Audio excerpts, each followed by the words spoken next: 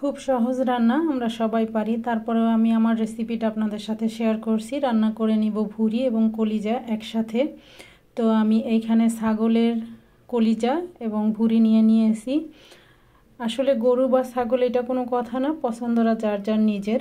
আসসালামু আলাইকুম ভিউয়ার্স, আশা করছি আল্লাহর অশেষ রহমতে আপনারা সবাই ভালো আছেন। আলহামদুলিল্লাহ, আমরাও সবাই ভালো আছি। তো রেসিপির শুরুতে আমি এইখানে ভুঁড়ি এবং কলিজা এই যে নিয়েছি। এগুলো খুব ভালোভাবে সিদ্ধ করে তারপরে ধুয়ে নিতে হবে প্রায় গরম পানি দিয়ে 8 থেকে 10 বার, তাহলে আর গন্ধ থাকবে না। তো আমি এইখানে এখন জিরা নিয়েছি বেটে নেওয়ার জন্য, আর এলাচ নিয়েছি। জিরা 1.5 চা চামচ, এলাচ নিয়েছি 6-7টির মতো। এখন কড়াইয়ে তেল গরম হলে এখানে পেঁয়াজ কুচি দিয়ে দিব।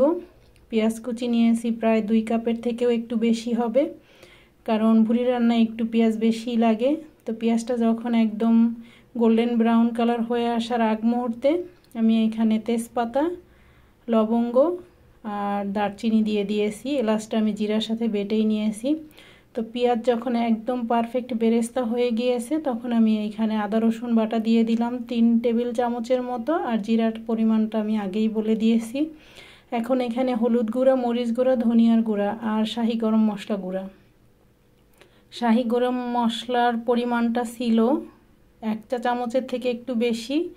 বাকি হলুদ গুঁড়া, মরিচ গুঁড়া, ধনিয়ার গুঁড়ার পরিমাণটা 1.5 চা চামচ করে ছিল। পানি দিয়ে খুব ভালোভাবে মশলা কষিয়ে তারপরে এখানে যে ভুঁড়িগুলো দিয়ে দিলাম, কলিজাও দিয়ে দিলাম। এরকম করে ভুঁড়ি এবং কলিজা মিলিয়ে রান্না করলে খেতে কিন্তু অসম্ভব মজার হয়।